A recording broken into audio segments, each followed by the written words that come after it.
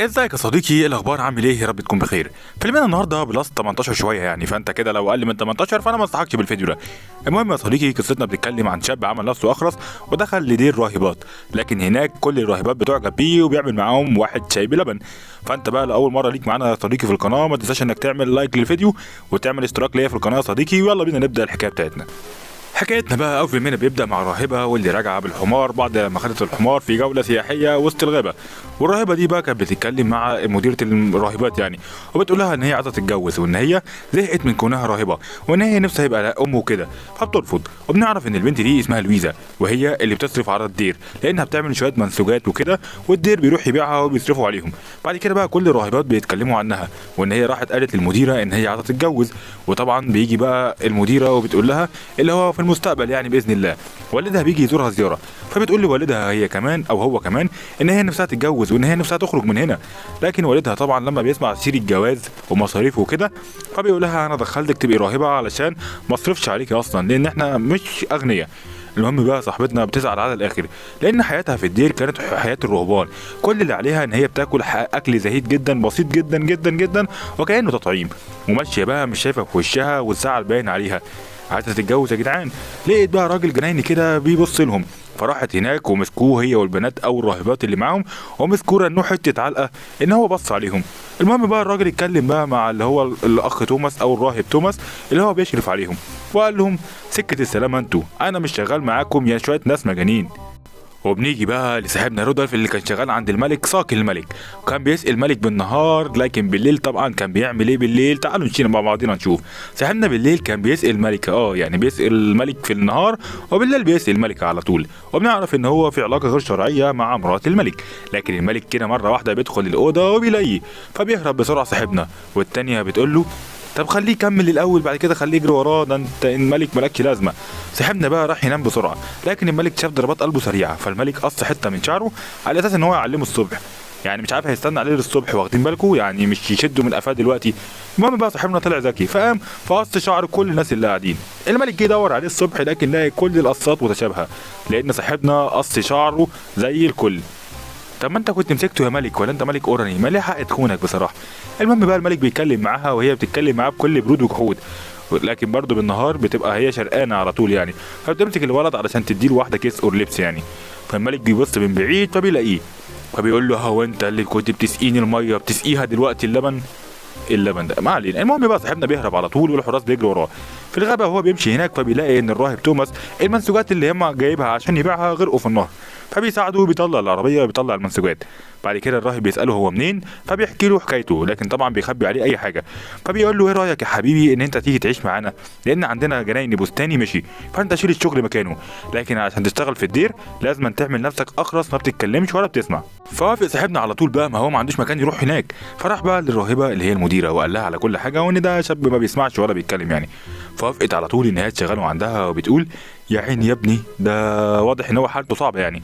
وبيروح هناك يشتغل هناك، واول ما بيروح هناك على طول في راهبه من الراهبات على طول بتشوفه وبتقول له هو انت مين، لكنه مش بيرد عليها لانه ايه اخرس، ما بيقولهاش حاجه خالص يعني. المهم بقى صاحبنا بقى هو ماشي فبتلاقي البنت اللي نفسها تتجوز دي، فبيجي عينها عليه، هي وصاحبتها على طول بيجوا بقى يمسكوا التوريه واللي هم هيذبحوه هيضحوا بيه يعني.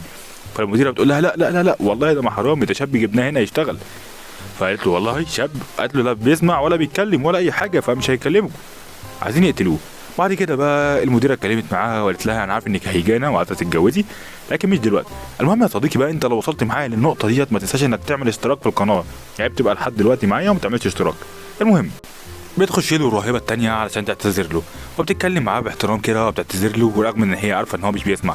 بعد كده بقى بتبدا تحكي له مشاكلها. صاحبنا في الاول كان خايف منها لكن بدات تتكلم وتحكي مشاكلها ان هي نفسها تتجوز وان هي وان هي وان هي وهي مش عارفه ان هو ده كله بيسمع.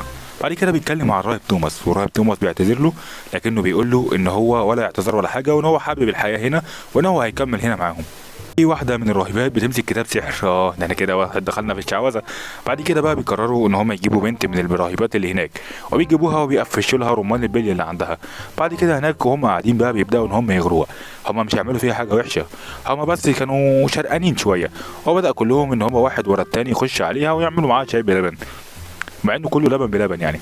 المهم بقى الراهبه التانيه بتيجي تساعده في الشغل البستانه يعني، وهي قاعده معاه بتساعده. مره واحده بنلاقيها ان هي بتقول له جو حر قوي وبتشيل الطرحه. بعد كده بقى بتنظر له نظرات البنت دي اللي عايزه تتجوز، واخدين بالكم؟ وبيعملوا واحد بقى شاي بلبن وبيديها اللبن اللي هي عايزاه، ما شاء الله عليها يعني.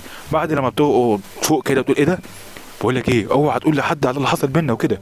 لكنها بتمشي وهي مبسوطه وبتقول له احلى لبن والله العظيم. المهم بتروح لباقي الراهبات اللي هم كانوا قاعدين هناك واللي كانوا عاملين يتكلموا على اللي حصل بينهم امبارح، وبتقول لهم هو انتوا عملتوا لي ايه كده امبارح؟ فكانت مبسوطه يعني.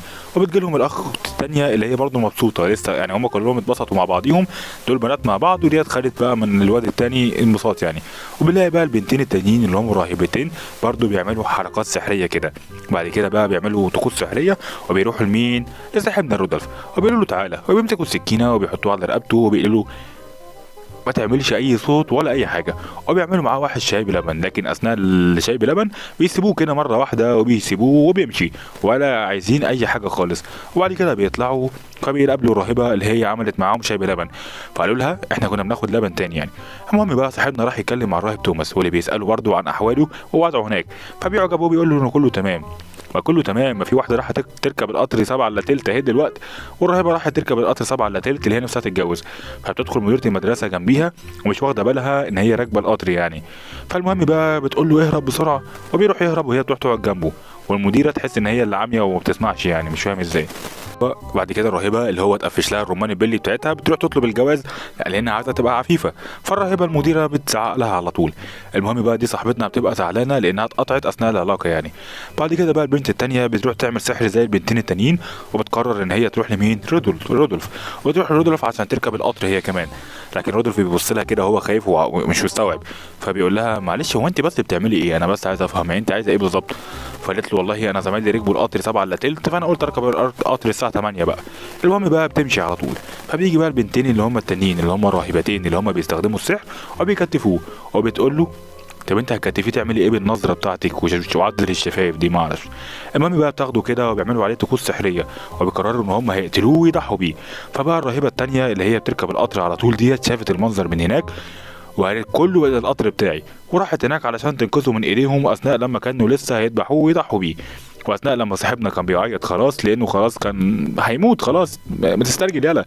بتيجي بقى الراهبه اللي بتركب القطر على طول وبتعمل ايه؟ وبتنقذه منهم، وبيروحوا كلهم بقى يجروا مره واحده يصحوا الراهب اللي هو القس الكبير يعني، واللي هي المديره، وبيحكوا لها كل حاجه. والحقيقه بتتكشف، وبقى بيجيبهم واحد ورا واحده علشان يقتلوا الاعترافات بتاعتهم. كل واحدة ورا التانية بتيجي بقى تقول الاعتراف، ودي بتعترف ان هي ركبت القطر 4 مرات بس، لكن المرة الخامسة اتقطعت فيها للأمانة يعني.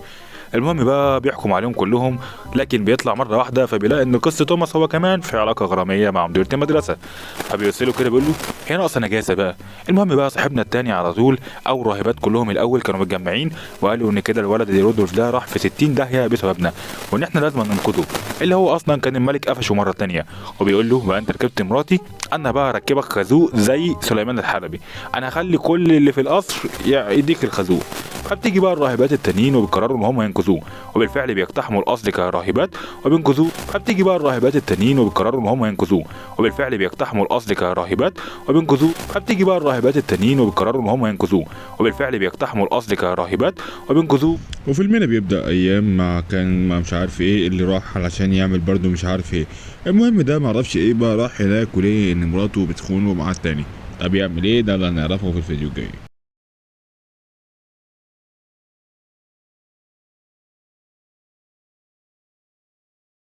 وبعد ما خلص بقى دايما بتروح لجوزها المكتب هناك وبتقول له عملت لك مفاجأة، فبياخدها بالحضن كده، واضح ان هو شخص لطيف ومش حمل اللي هي هتعمله فيه.